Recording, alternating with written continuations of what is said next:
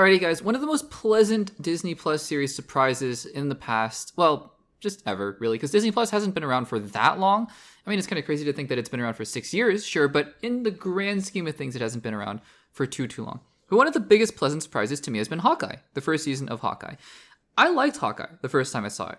But if you go back and look at the Access Blockbusters YouTube channel when we were doing the Phase 4 rewatch of the MCU, when I rewatched Hawkeye, I found myself really enjoying it. It was perhaps one of the Phase 4 projects in the MCU that jumped up highest in terms of not, I'm not going to say not liking it, but, in terms of liking it less to liking it more. It really jumped up a lot more than I thought it was going to. Because I understand the complaints. I know that Kingpin, there are some problems with the character and all that kind of stuff. And yes, the Tracksuit Mafia and Eleanor Bishop, and there are just some things that aren't the greatest. The fake out with, the quote-unquote fake out with Jack Duquesne as swordsman.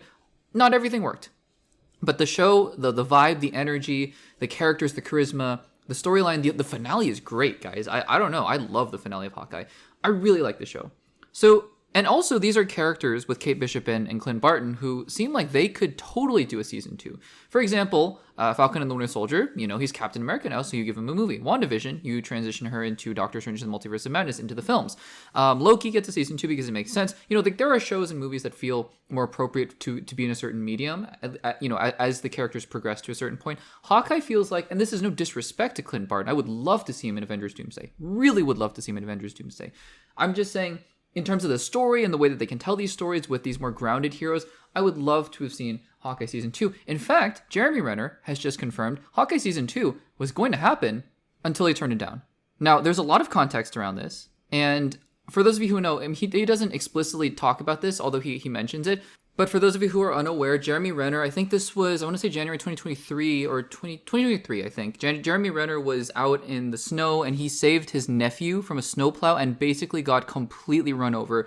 And I think he said he died. He clinically was dead for a few seconds and then he came back to life. And it is unbelievable. It is remarkable. It's astounding that he is still with us today. And I am just so happy and thankful that is the case. It is incredible what he went through and the fact that he survived. So that is the context here. And I say this because, again, it's amazing, but also it does have some reference to what he talks about later on with this Hawkeye Season 2 situation. So let's read out some of these quotes here, because there are a couple of things going on in terms of why he didn't return for Hawkeye Season 2 and what I think about that, and then we'll get into my thoughts. So, quote, "They asked me to do a Season 2, and they offered me half the money." Okay, so keep that in mind. That's going to be something that's pretty important throughout this.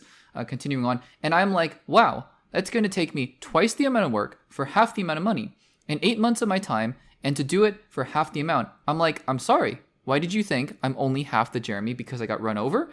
Is that why you want to pay me half of what I made on the first season? And this is not Marvel. This is just Disney. Not even Disney. It is just the penny pinchers, the accountants. It's a very, very harsh, but I think so. Truthful statement here. But anyways, another part of the quote here before we move on. Quote, "I told them, go fly a kite at just the insult offer. And so we did not see eye to eye on that, sadly. I still love the character. I'd still love to do it, but I had to defend myself. I didn't ask for any more money, mind you. Just pay me what I made the first season. So it is a little disheartening that didn't happen, but that's fine. I'm happy to let that go because my body's probably thanking me time and time again that I'm not doing it again or doing it right now, but we will see." So it's interesting, right? Because on face value, for these Hollywood actors who have probably made millions of dollars throughout their lifetimes, and we're talking about the A-listers, right? Because I know that there are many actors in Hollywood who live paycheck to paycheck, and to make the blanket statement that all actors are rich and entitled is not true.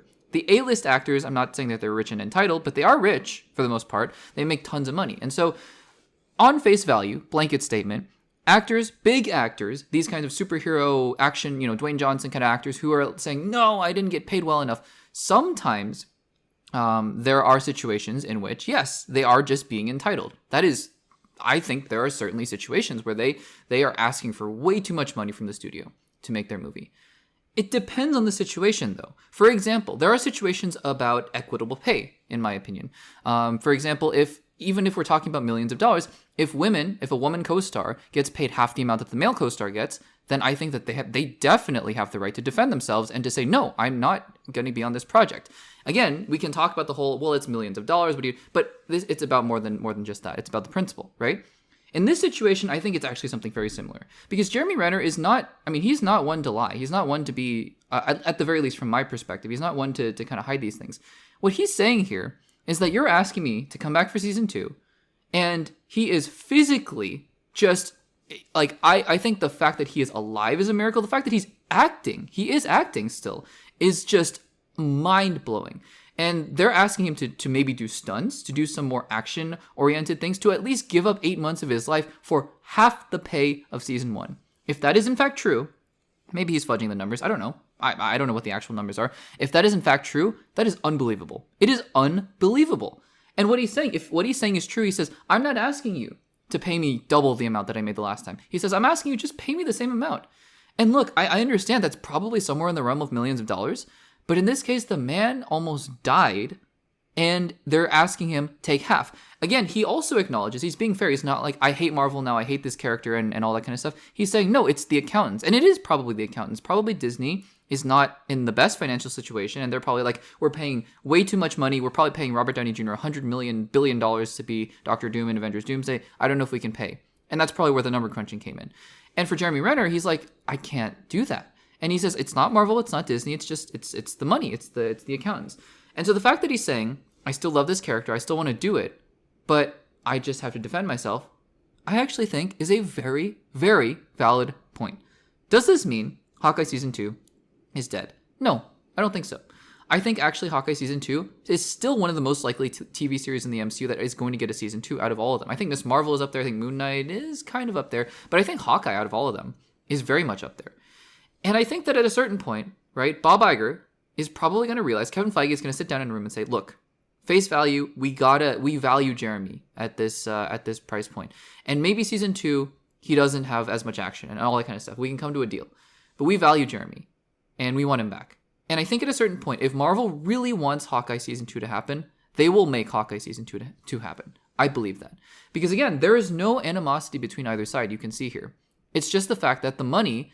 I think, right, I understand. We're talking about millions of dollars. We're talking about wealth that I, frankly, am not going to be touching ever, probably in my life. But the fact that we're talking about a man who almost died and is being offered half the money to do probably double, triple what his body is capable of doing right now, I think, yeah, he has a right to defend himself. So I think that his comments make sense.